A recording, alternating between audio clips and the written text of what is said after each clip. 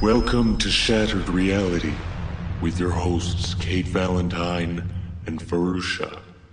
Prepare to have your paradigms shifted and your truths questioned. And now, Shattered Reality. Shattered Reality. We just got our paradigm shifted. No problem. Hi, Mr. Robbins. However are you doing? Hi. I'm doing great. This is Kate. This is Kate right here. Yep. And this is Fahrusha, and we are Shattered Reality. And today is November 3rd, 2015. We've gotten through the Halloween madness, All Saints Day and All Souls Day. And today we have somebody really, really special for you, a star of stage and screen, Mr. Todd Robbins, who is a New York City-based performer. And he's spent decades specializing in arcane forms of popular entertainment, offbeat amusements, and intriguing deceptions. In addition, he is a wonderful pianist, plays some fabulous stride piano, and right now he is the star of, you want to tell us, Todd? Well, it's a new TV series on Investigation Discovery called True Nightmares, and it is quirky tales of murder and mayhem that all have a wonderful ironic twist to them that will make you smile darkly. And so did you write this as well as be the interlocutor? Well, there's a good, you don't hear anyone talking about interlocutors anymore. Yes, I had a hand in creating this.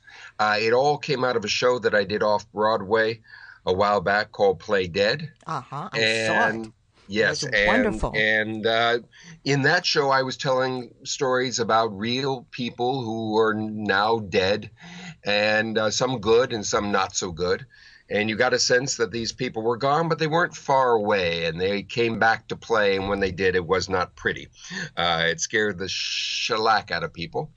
And from that, the Discovery Communications heard about it and asked me if I would be interested in doing a TV series. And I said yes.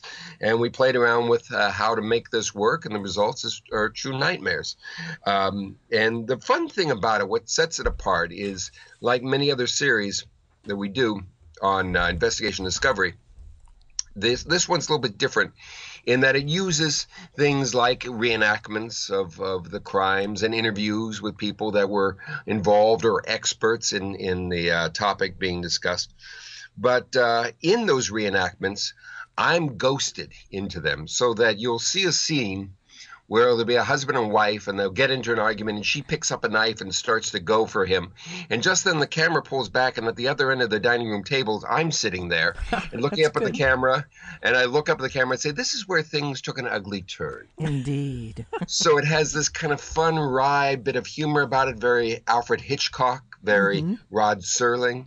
And the difference is that what we're doing, the stories are all true. Indeed. I was particularly impressed, would be maybe too light a word. Horrified is maybe too serious a word, but not too much too serious, with the Ed Gein story. Yeah. Ooh, that was nasty. Yes. Indeed. Yeah, he was a very dark fellow, to say the least. He was as we say in the episode, he was the inspiration for Psycho.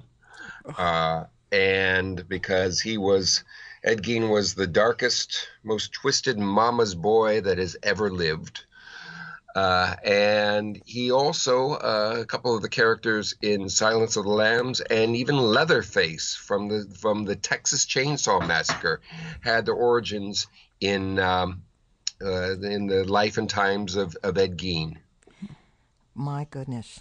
And where did he live, in Illinois or Ohio? Whereabouts did Wisconsin. Wisconsin. Plainfield, Wisconsin. And what's interesting is that he was had a very domineering mother who was fanatically religious. And when she died, there was a great void left in his life, and he filled that by doing some very, very dark things, robbing the graves of older women and digging up their bodies and bringing them back and dismembering them and doing all kinds of nasty, awful things with them, including making a suit that he could wear of human skin. But here's the thing that I find I find kind of interesting is that while he was doing this, he made his living doing odd jobs around the community, including being a babysitter. That's good. There are people today that live in Plainfield, Wisconsin, that remember being tucked in by Ed Gein, and the last thing they saw as they were drifting off to sleep was a smiling Mr. Gein's face. He was probably pretty good with children, though. Yes, he found them delicious. No. Midnight snack. Yeah, no, he never did anything. It was mostly that relationship, and he did kill a couple of women during his time for whatever reason. We never quite knew with him. He did confess to it all, but to say the least, he was not mentally stable, and ended up spending his life in a mental institution for the rest of his years. Was there any indication that he consumed human flesh? Oh, please. Oh. I don't think there was any cannibalism going on, because mainly these were dead bodies that he was digging up. Some of them had been in the ground for a while. However, he did have a soup bowl made out of a human skull. Yeah. Okay. You know, the name of the show is Shattered Reality. I think we've reached it. Yeah, I think we've lived up to that potential. I think you've done it. And we're 9 minutes into the show, so there we go. And already I'm like, I have a strange question for you. I know it's something that you might know. Did you know Doug Henning at all, Todd? Yes, I did. I didn't know him well. The reason why I'm asking is because I recently heard on another podcast that he, shortly before his untimely death in 2000, I think it was, or thereabouts, and how old was he then? About 50, 45? He was not that old, I don't think. I think he was older than you think. I don't know offhand how old Doug was, but he that's a good question. As a matter of fact, I've got my computer up here. I'm just going to use meanwhile, I will tell you what I was wondering about. He apparently said to somebody that he had been studying with Maharishi somebody in Switzerland, and he had discovered the skill of levitation, and apparently levitated on the spot in front of this individual. And you being a magician, and this not being on stage, this being just in a hallway somewhere or between rooms, something of that nature, what, and thinking about Douglas Hume, who was the Scottish fellow who used to levitate back about 150 years ago. What do you think the chances are that Mr. Henning actually learned to levitate before his untimely passing? Which, by the way, you are right. I thought he was older. He was 52 years old, which interestingly was the same age as Harry Houdini. Oh, really? So there you go. And I believe it was who Doug Henning is? I mean, I know the name, but I'm sorry. I'm sorry. I can't think offhand. Certainly. Good to Doug Henning was a Canadian magician who came to fame on Broadway back in the early 1970s in a show called The Magic Show. And he became kind of an iconic character in that he had long curly hair and a little walrus mustache and a kind of a bucktooth grin about him. And his take on magic, he really revitalized magic in the 1970s in that his feeling was, and not only on stage but off stage, was that the world was filled with wonders. And that if you just open yourselves to them, it's amazing what you can experience. And he didn't present himself as the caped, top-hatted man of mystery and power. He really positioned himself very much as a guide to this world of mystery. And it was such a really wonderful, charming, and perfect timing for this kind of dynamic in entertainment. And he was also very charming and very, very funny and very good at what he did. And so he ended up doing a number of specials on NBC that were done live with special guest hosts, people like Orson Welles. And it was wonderful because magic really hadn't been done live on TV, and he wanted to stress that everything that the audience was seeing was exactly what there in the studio, or the people at home, what they were seeing was exactly what the people in the audience were seeing. There were no camera tricks used whatsoever, and it was quite wonderful and quite charming. And then in the early 80s, he basically retired. There were a number of reasons for it. Not the least of which is that his spiritual leanings were towards Eastern mysticism. And he did study with the Maharishi Yogi, who was the same man who founded TM, Transcendental Meditation practice, that people like the Beatles also embraced for a while. Yes. And he decided that he was going to devote his life thereafter. He had all the money he needed, he and his wife. And they would, he would just pursue that. He did one of the last things he did was a show on Broadway in which he played a young Merlin, the famous wizard. Yes. Which is interesting in that it introduced his co-star was Chita Rivera, the great actress, and also Nathan Lane made his Broadway debut in that show, playing her sniveling son, it was. I saw the show and it had some wonderful magic in it. Anyway, so he retired. And then he came down with cancer. He wanted to open up a transcendental meditation amusement park in India. And he worked very hard on that for a while, but it just became too much of a daunting task. And then his health declined, and he came down with cancer. There are those who believe that in the early stages of the disease, that it was his belief that with enough meditation, he could overcome the disease. Unfortunately, that was not the case. And when it became a little too late to do anything other than say goodbye, that's exactly what he did. He resurfaced after a number of years in isolation, not so much isolation, but just kind of away from the circles that he traveled in. Yeah. And he was seen at magic shops like Tannen's Magic Shop in New York and places like the Magic Castle in Hollywood. And no one knew how sick he actually was. He was always kind of thin and a little bit scrawny a fellow anyway. So the end result was that shortly thereafter, he passed away. And in regard to the levitation, it's hard to say. The fact of the matter is there is a very effective levitation that can be done impromptu that gives which gives it its power. It's not people that see it sometimes later on exaggerate in their mind and their imagination, exaggerate what they actually experienced. The reality is levitating a few inches off the floor.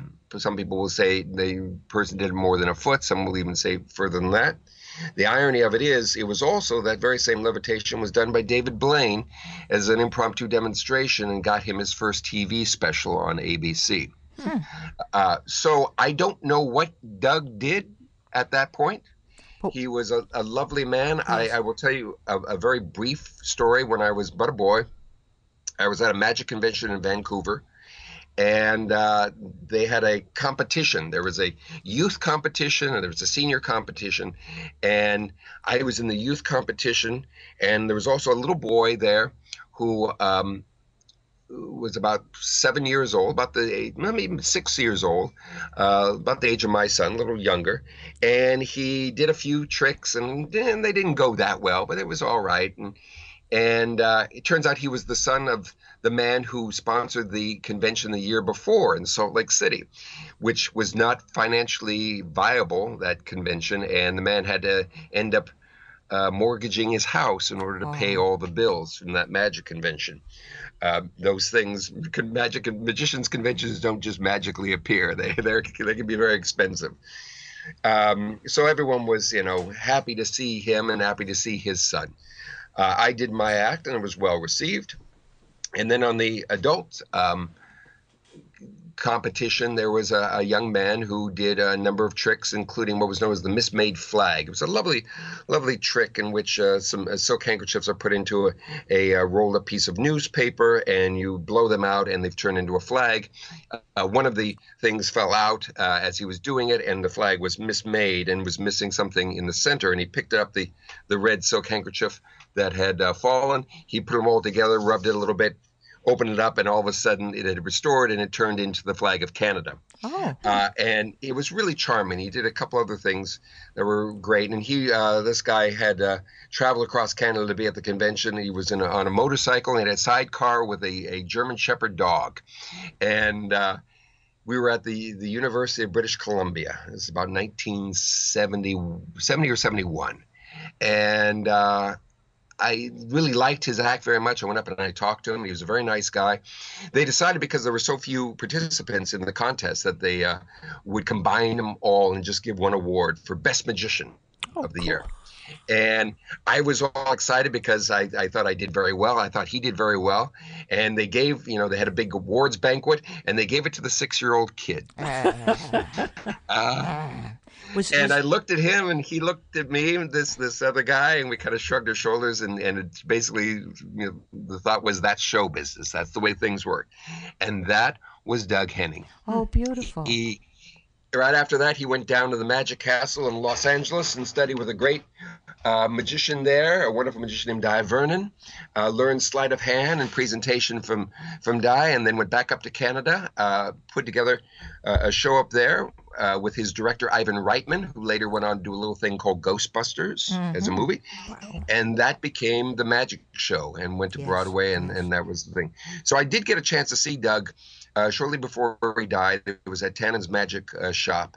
And it was nice to kind of reconnect, and I told him that story, and he remembered it fondly, and I didn't realize that was going to be about the last time. So that's my connection with Doug Henning. Well, it's interesting to know for certain from you that indeed Mr. Henning did have this spiritual bent towards the end of his life. So we are left wondering, and we can leave that in mystery as to whether he actually levitated.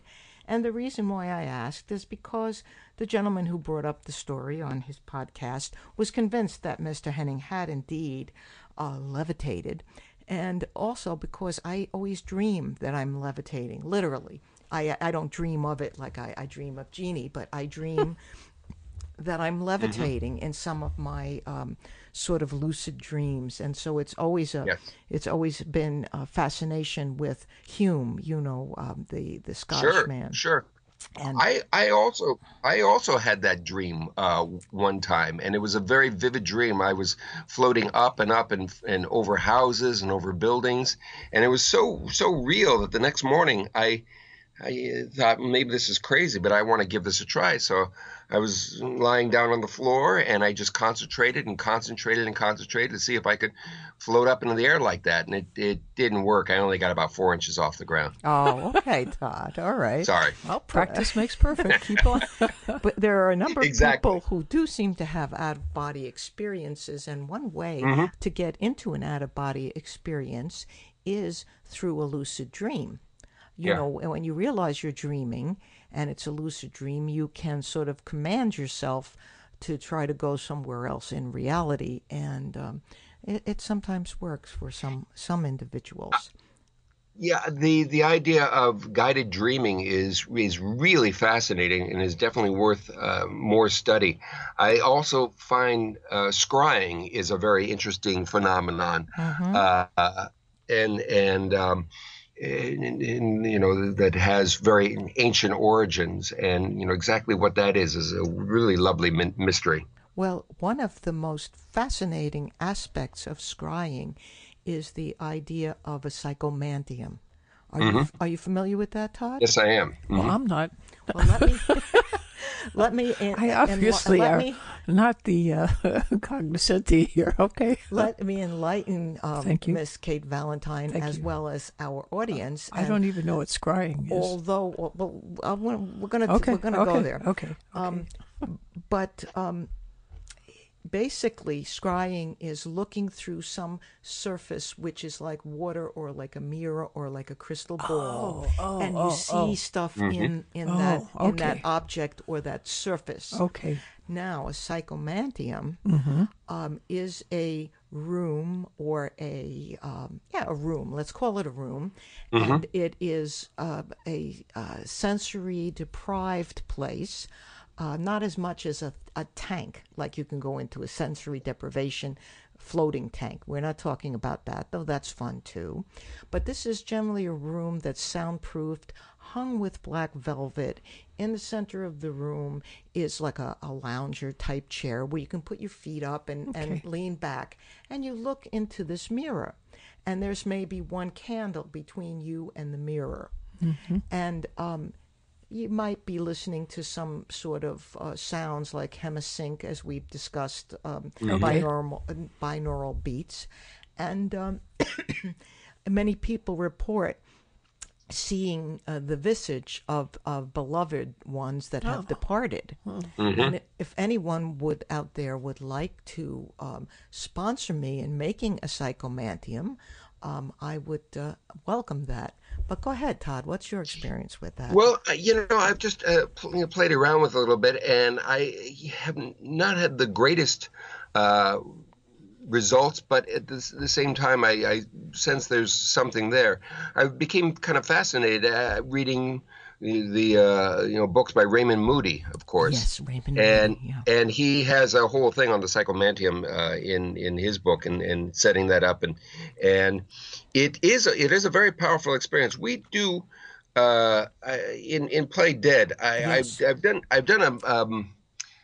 a little bit more elaborate thing many years ago when I was 30. I don't know if you might have actually been there. I did a birthday party on my 30th birthday, Fahrusha, and I don't know if you and Wilberforce Shaw were there or not, but I gathered a bunch of people. I originally wanted just to do table tipping and play with that. And it grew and grew as the word got out. And before I know it, I had 50 people who wanted to attend. So I rented a room, rehearsal hall, and set up a bunch of tables and put out 30 candles, as it was my birthday after all, and basically did a little talk about that birthdays as you're a child are about expansion, life ever expanding, and new responsibilities and opportunities. And then you hit about 21, and all of a sudden birthdays can be kind of a reminder that you're running out of time. And I joked that on my 30th birthday, I could no longer really can be considered, if I dropped dead the next day, as romantically dying young, and not along the lines of James Dean or someone like that. And so it was important to kind of do what you want to do, and this is one of the things I wanted to do. And as I was saying this and explaining what I wanted to do, I was extinguishing the candles one at a time until we were in complete darkness. And I basically said that I just wanted people to open themselves to the experience and see what would happen. And that it's very possible that you will hear voices, that the tables will move. They might tip. If they tip and knock against the floor, and it'd be worth asking a question with one knock for yes, two knocks for no. and it's possible you will hear voices, but spirits don't come to us, if that's what you want to call them, as we've seen in movies. They speak to you in your inner ear. They reach and touch you in your soul and in your mind's eyes, what you will see. So therefore, open yourself to the experience, and let's just all take a breath. And we did a little breathing, and we were sitting there in the dark for maybe 5 minutes before I heard some rustling in the room. A table started to move. There were people that were hearing things and seeing things. So it's a very similar kind of experience. Yes, here. Indeed. I think I was at something that was either that or something right after that, where you were sort of wasn't play dead yet, but it was in a rehearsal hall, and you were kind of in a transitory position between your 30th birthday and play dead. And it's fascinating stuff. If I might ask too, just how did you get into this? This is really your life. This is your profession. This is your this is everything. How did it's unusual. I learned all about this stuff. Yeah, I learned all about this stuff in prison. And no, please. I grew up in a suburban community in Southern California. Now that is enough explanation right there for most people as to why I'm so fascinated with things that are twisted and dark and disturbing. But it goes a little further than that. It was clean, it was safe, it was quiet, it was pleasant. It was everything my parents, who had grown up in the Depression and fought in World War II, it was everything they wanted. And it was a lovely place to grow up. There's no two ways about it. It had everything you could possibly want, except real character and excitement. And the area we were in was on the outskirts of Long Beach, California, which was a town that had blossomed in the early part of the 20th century and then aged. And when I was growing up there in the 60s and in the 1970s, it was a place that some of the older areas you stayed away from because they were no longer clean, safe, quiet, and pleasant. But those are the areas that were filled with so much character, homes and buildings of wonderful architectural whimsy, Victorian houses, and these great old brownstone buildings. And the other thing about it is, being out there, the weather is so good that it doesn't have the wear and tear that you have back here on the East Coast. So structures had a tendency to live on for many, many years in basically unchanged form. And there was no need for vinyl siding and things like that. So much of it was untouched and unrenovated and unmodernized. And I love that. There was even, though I really didn't spend any time there, a couple of times I did go there, I was very young, couldn't appreciate it. There was a place, there was an amusement park down there called the Pike, which was very much like the Coney Island of the West Coast. Mm-hmm. And when my parents would go out of town, they would bring in a babysitter, a lovely woman, Aunt Betty Sears. And she would take us downtown shopping or to see a movie in one of these wonderful old movie palaces, not the multiplex that had popped up at the mall in Orange County, but one of these, like the Fox West Coast Theater, the Grand Theater, Beautiful. And and I loved all this. As a matter of fact, the first movie I remember seeing in a movie theater was Splendor in the Grass, which I was about 4 years old at the time. Oh my goodness! Betty was quite the. Well, she wanted to see it, and she just took me along. And I remember the name of it because I thought it was about gardening. But, so I remember nothing about it, but which I think is a good thing. But it was just going down there in the little old not rundown, but kind of little tawdry little diners and the cafeterias and the stores with the shop workers there that had been there 40, 50 or more years. And I just loved all that. And I met a number of folks at a magic shop that opened in our neighborhood when I was 10 years old. And these were just really great, again, character-filled people. Number of them not the best people in the world, I must admit, looking back. They were a little shady, to say the least. But they were entertaining as all get out. So I was kind of taken with that. And I just soaked it all up, so that I realize now that things have become so homogenized in our popular entertainment and culture that this was the last chance to kind of get a hold of all that kind of wonderful stuff that, the sort of the greatness that America was built upon. It was really not, and it's not so much the triumph and the successes of our nation as it is the kind of dark history that really defined who we are. And so I have always loved this, and then had this wonderful opportunity to kind of show this appreciation for this, because there is darkness within us all. Yes, there is. And it's sort of like somebody had pointed out today on social media that perhaps Scandinavia was not the paradise that some seem to think. And I quipped back to them that, well, in fact, I've been in Scandinavia, and it's not half bad there, but people have the freedom to be who they really are, and sometimes it's damned weird. Yes. Yes. So, getting back to your wonderful new show, which we want to promote a bit here. Yes. Very good. Do you have perhaps a story which verges on the paranormal from the show that you would like to talk about? Because, of course, we talk here about edge science and parapsychology and the paranormal. And so, well, there's a great deal of mystery in almost each and every story that we delve into here. One of my favorites is not a murder, but was a strange case that was in our first episode. And it was about a young man named Angelo Hayes who lived in France in the 1930s. And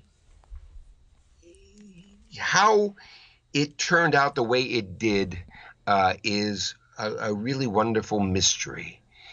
He was a young man, 19 years old, who was kind of a live fast kind of fellow, a teenager, as you can imagine. And one of the things he loved so very much in life was his motorcycle. And his mother kept trying to get him to wear a helmet, but he never liked it because it messed up his hair. And sure enough, one day he went around a corner a little too fast, even though he was an expert driver, or rider, I should say, even though there was nothing wrong with the road, even though he wasn't going that fast, and even though there was no weather condition, there was nothing slick on the road or anything, he had a terrible accident and was killed. Oh, dear. It's a sad story, but where it gets strange is that shortly before he was killed, his father took out a life insurance policy on him. And the day after he was killed, the father filed for I think it was $200,000 or whatever it was. It was a sizable amount of money. That sounds pretty cold. It sounds cold, and it sounds a little suspicious. At least it did to the insurance company. So they investigated because, life insurance policies are not unusual, but on a 19-year-old, but taken out by his father, you would think it would be the other way around. Right. And it happened so soon before this accident. So suspicion was raised. And then even more so when they investigated the crash site and found all these things, that it wasn't that sharp of a corner. He wasn't going seemingly that fast. The weather was fine. Seemed to be nothing wrong with the motorcycle. So what exactly had happened? And so they decided to look at the autopsy report and if there was any kind of toxicology report, and they discovered there was no autopsy. There was no toxicology, which made them more suspicious. So they had to do the one thing they don't like, which is they had to exhume the body and perform that autopsy. So they dug up the grave and they took the body to a morgue and they had a medical examiner go to examine him. And they discovered that the body was warm. Oh. And that he was actually still alive. Oh, my God. That he was erroneously pronounced dead at the scene. Oh, my. And for whatever reason was quickly interned, possibly because he was severely injured in the head and face. And so he was buried rather quickly. So here's the quirky thing. Had it not been for that suspicious circumstance, that perfect storm, I should say, of elements coming together, of that insurance policy taken out so soon before the accident and filed so quickly, he would have died. He was in a coma and had very little in the way of life signs, and he would have died. That coma would have become a permanent death. Maybe a day or so later if they hadn't dug up that body. He ended up living a long life thereafter, became a bit of a celebrity, and even developed a coffin with a warning signal that if anyone was buried prematurely, they could ring, they could contact people and be rescued. So, wow. So it's not paranormal, but it sure is questionable and mysterious. It is fascinating. Wow. Did anything ever happen with the father? Was any malintent ever discovered around the father? No. It actually turned out there was a malfunction in the motorcycle. There were some bolts that had been stripped because they'd been tightened down a little too tightly. But that was all that caused the accident, and there was just this really quirky coincidence of it all. So that's the story. Well, that reminds me a little bit of our friend Deborah Kaufman and her miniature show, which I think you probably saw, that had to do with it was kind of a cult thing back in the 19th and the 19th and 18th century. I'm going to say that people were terrified of being buried alive. Was it not? Yes, and there it was. There was all sorts of things that went on, and people. There was not an uncommon condition to have cataleptic seizures, sure, which would basically put you into a coma that you look dead. So there are things in our modern culture, such as a dead ringer, which is the bell that would be put down into the grave there that someone could ring if they awoke. And the graveyard shift was also someone that worked the late shift to keep an eye on the grave so that if they heard any knocking or anything, to make sure that someone was rescued. Oh, sorry about this. There we Maybe go. Somebody and they were rescued. calling now. The dead are calling right now. Yeah, well, it'd be awful. You get buried alive, and then you have your cell phone, and there's no service. Exactly. Or you get the message that you haven't paid your bill. That's even better. We laugh, but inside we quake. Yeah, that would not be a happy thought. Well, today they remove your blood and fill you with embalming fluid. They don't do anything. So. I get right into the oven.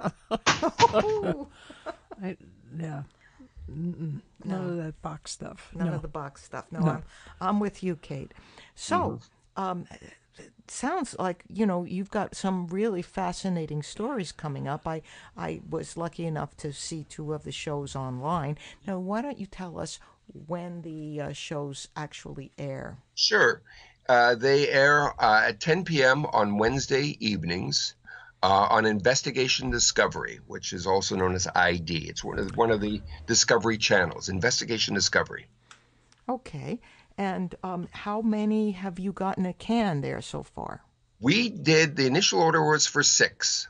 They wanted to see how this worked and what the reception is. And the good news is that the response has been just wonderful, and they are seriously considering doing a second season. And we're in talks right now to see if that's going to be done, and we're looking forward to this because, like I said, the response has been very, very strong. And does your friend Teller have anything to do with this, or he's not? No, Teller's not directly involved in this at all, but he is. He really likes the show and he likes what we're doing, and it looks like we're still in talks about this, but it looks like in next year we'll be doing a production of Play Dead in Las Vegas. Wonderful. Yes, so that's also we're kind of being ironed out. And if the scheduling works out, I will end up doing it there. But things are percolating around with this continuation of True Nightmares, so we'll see how it all shakes down. I think True Nightmares is going to become like a cult classic, that whether it's on in any current moment on television, it's always going to be rerunning, and you're going to be a rich man as a result of it. I wanted to bring one thing to your attention, Todd. Sure. And that is a story you might want to follow up on that is fairly current. Has to do with a fellow in India.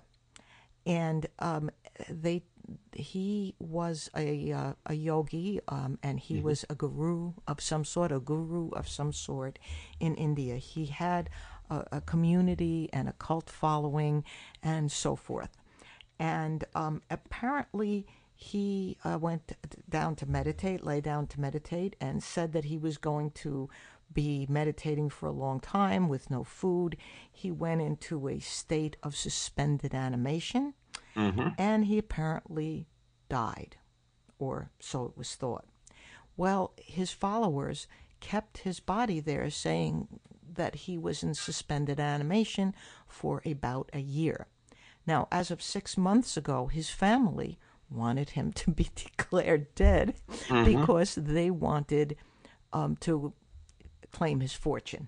Which I don't know if it was a huge fortune, but I suppose by rural Indian standards, it was sizable. Yeah. And so there ensued a legal battle as to whether or not this gentleman was actually in suspended animation or whether he was actually dead. That might make an interesting story for you. Yeah, it definitely is worth looking into and following up on. Also it ties into something bigger in that it's very easy to say that they're after his money and his fortune, but there's also a sense of closure that is needed. That if the followers want him to insist that he's still alive and still, supporting what they feel and believe, that's one thing. But if he is truly gone, there's a need for closure. It's sort of the MIA dilemma that people have, in that they have no closure because they don't know what the final outcome is, and it just might be that they just want to bury the guy to definitely put an end to it all and say their goodbyes, so they at least have that, because that is very much a process of life. Yes, it is. And in his case, perhaps a barge on the Ganges. Yes. That'd be nice. But it's interesting you say that, Todd, because obviously you do deal in these nightmares and these sort of ultra-type occurrences, but yet you have a real appreciation of the everyday as well. Yeah, it all comes from who we are as people and our needs. And, with my upbringing, there definitely was something there that was beyond the physical needs. We had everything. And I think this is a common theme throughout everyone, that you can have everything given to you in terms of food and shelter and comfort. But at some point, there are greater things that you need to deal with, and everyone has their own way of pursuing that. For me, I just knew that there was just more to life and experience than what I was experiencing. It wasn't that what I was experiencing was bad, and just the opposite. It was ideal. It was what many people dreamed and hoped for in their lives, and yet there was just something more there, and that's that was my own sort of quest that has led me to who I am today and what I'm doing. But we all have that, I think. And this certainly, what you're doing here is asking questions about people's needs. Yeah. Well, how does your family? How are they? How do they react to your life? Well, the nice thing about it is I had great parents. They're no longer with us, and their mantra from the very beginning was, as long as you lead a productive life and you do no harm to yourself or anyone else, you should really pursue whatever you need to pursue. Boy, you were fortunate. Yes, that's very lucky. Wonderful parents. It's a wonderful thing, and it's how my wife and I are raising our child, and I wish there was more of that. There's a great deal of comfort to hatred and to suppression and repression and all the other essions that are out there. And freedom is filled with a great deal of risk, responsibility. Yeah, exactly. And it's not easy at all. It's much easier to have a small closed mind on things. So, and I don't mind. I actually think skepticism is a wonderful thing, but not when it lapses into cynicism. Exactly. So. Exactly. So, do you have brothers and sisters? I have an older brother who's always insisted he's an only child. And we get along very well. He lives out in California, and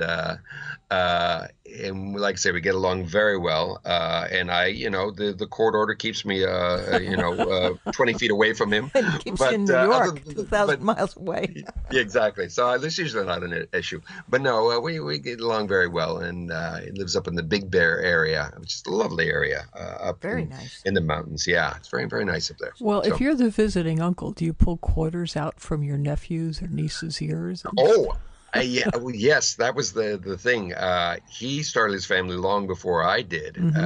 Started mine, and so I was the crazy uncle from New York that was doing hypnosis with them when they were 7 years old, and always doing some sort of thing that. It was like, oh, okay, well, there's Uncle Todd. All right, fine. But yeah, it was very funny because one Christmas I was out there, and they lived also in a suburban community, and my brother was in industrial real estate, and his wife was a school teacher, and they had a lovely home and two two lovely kids, and there was just an abundance.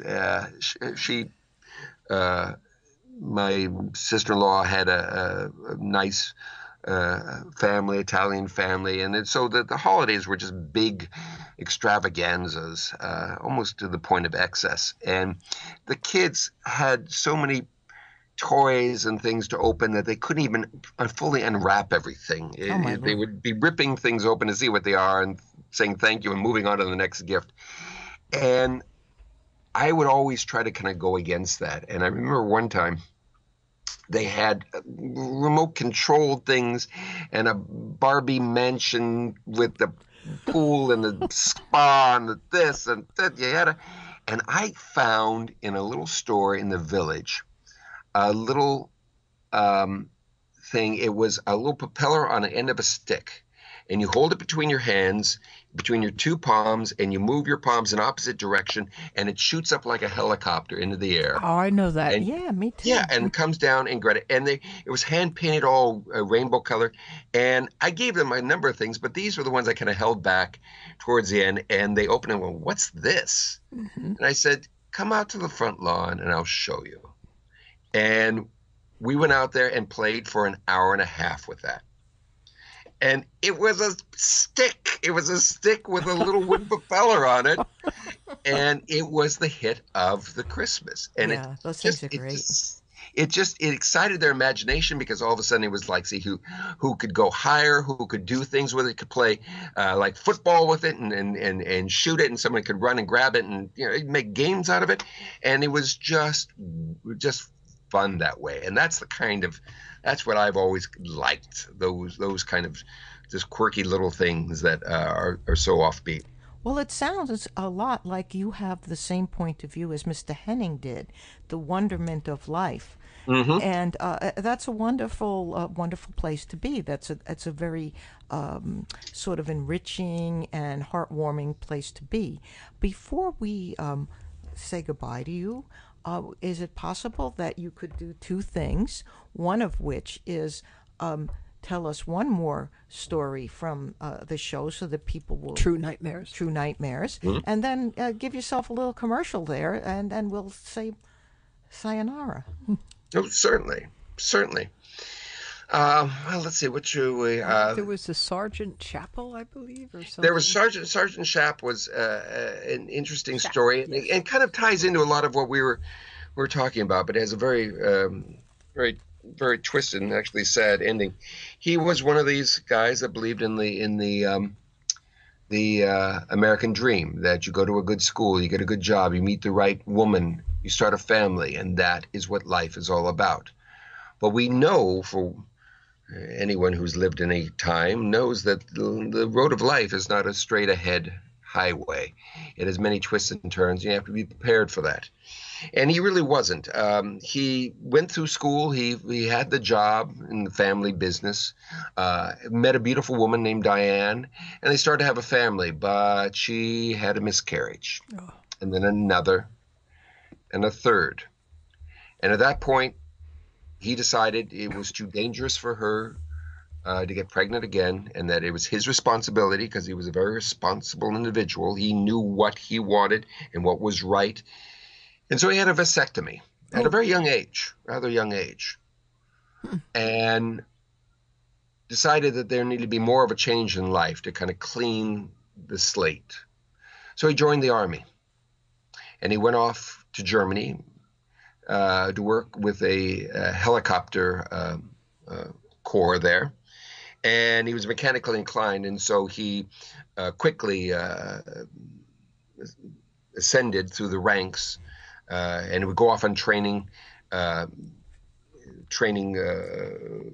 sessions that would last a month or so, and he would go off on this and go off there and come back, and it was fine for him because it was always a challenge. But his wife was living a very isolated life. She had no family, had very few in the way of friends. Most of the guys around were kind of young and hadn't started their own family yet, and so there really wasn't much. And of course, she didn't have children to take care of and focus upon, and she felt very isolated. And he was just hoping that she would find someone that she could talk to, and she did. Oops. Yeah.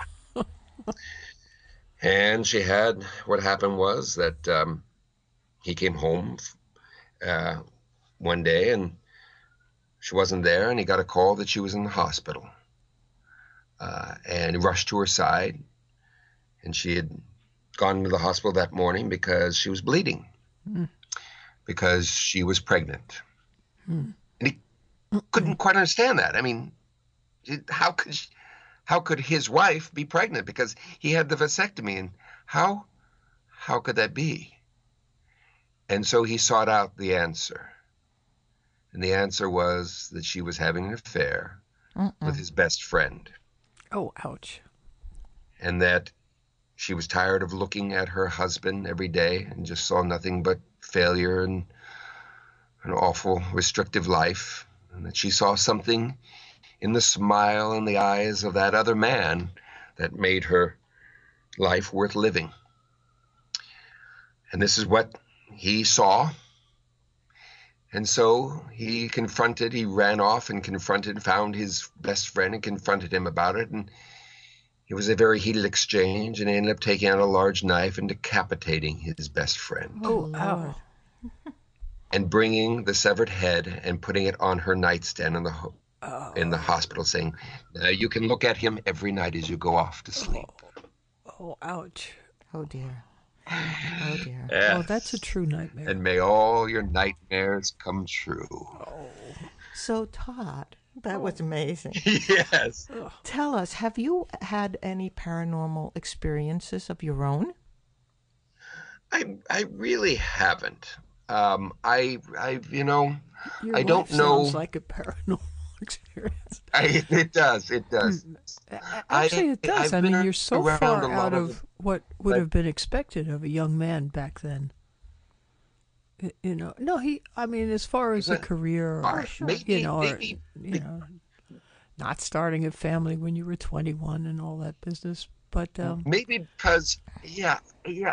Maybe it has something to do with the fact that I've never needed a paranormal experience, that I've gotten everything in this lifetime, and there's nothing that anyone that has passed on can really bring to me now. There's no regrets. There's no real unfinished business that needs to be taken care of. I've never seen the lights in the sky and been abducted or anything like that. Maybe it's just because maybe I haven't noticed it because I've been so focused on other things. I don't know. I don't know what it is. If I get to levitate without the aid of mechanical devices, I'm going to come over and levitate for you and Finn and your lovely wife. Our door is always open for that, believe me. For levitators, yes. You could be the crazy Aunt Fahrusha at Christmas. Yes. It would be positively uplifting. Oh. So give us a little commercial again. Tell us the website, the True Nightmares, Todd Robbins. True Nightmares. Yes, True Nightmares is on Investigation Discovery, 10 p.m. every Wednesday, or you can go to investigationdiscovery.com and find True Nightmares there, and it has all kinds of information there, including full episodes that you can watch online if you miss the broadcast. You can also, if you miss any of this, go to my website, which is toddrobbins.com, and it's all there. And that's all. And my son Finn has just walked in the room here. Do you want to say hello to everyone? Hi. There you go. Hi, Finn. How are you? He's a good kid. And I've got the greatest wife ever, in that she allowed me to name our son after one of my favorite people. He is Phineas Taylor Robbins, named after Barnum. So P.T. Barnum. Oh. Yeah. Oh, so great. But rather than looking like P.T. Barnum, he ended up looking like another Finn whose first name is Huckleberry. Yes. Yeah, he's a good kid. And matter of fact, just shot a pilot for HBO in which he's playing Maggie Gyllenhaal's son on the